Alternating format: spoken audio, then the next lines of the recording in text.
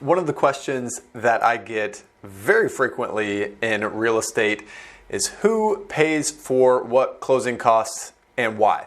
And I don't know if I'm going to have a full and complete answer for you as to the why, but after 1,000 or so transactions, I can certainly give you insight into, on average, who's paying for what. So let's take a look at Northeast Florida closing costs and between seller and buyer, who's typically paying for what. So there's an old phrase in real estate, everything is negotiable, or maybe that's just what my dad always told me. And he would say after that, you never know until you ask, right? And so knowing who pays for what doesn't mean that you have to pay for it because everything is negotiable. It just means that you need to be aware of the fact that 99.9999% of the time, a seller may pay for a particular cost or a buyer may pay for a certain cost. So if on average a seller's paying for deed stamps and you're asking as the seller for the buyer to pay for deed stamps, well, you're outside of the normal box that the buyer would be accustomed to, and so they may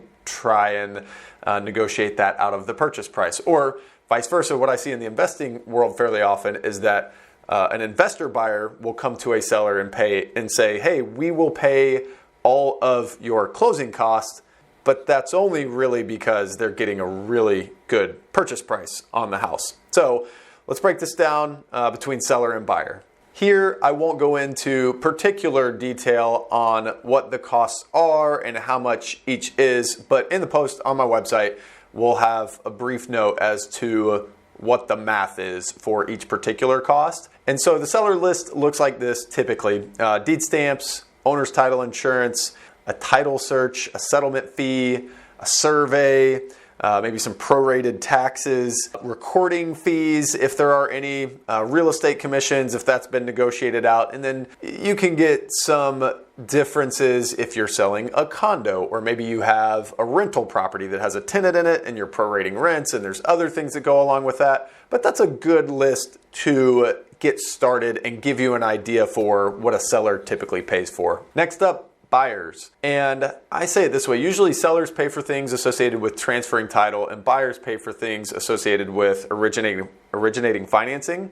So if you're paying cash for the property, you likely have very little to no closing costs involved. But if you are getting financing, like the vast majority of transactions in Northeast Florida, here's what your list would look like. So you'd have note stamps, intangible tax, there'd be some origination fees from the lender, like maybe an underwriting fee, something like that, credit report. You'd also have an appraisal that you'd need to pay for, and then recording fees, anything associated with an HOA, like homeowners association, the transfer fees involved with that. And then if in our changing world, real estate commissions apply, that would be involved.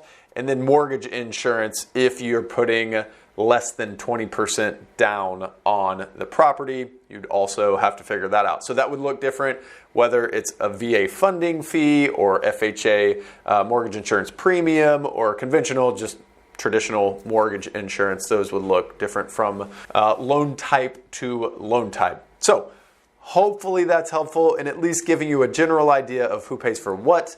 If you have any questions, by all means, feel free to reach out. 904-405-1995, Jeff@pursuitrealestate.com, and I'll look forward to catching up. Take care.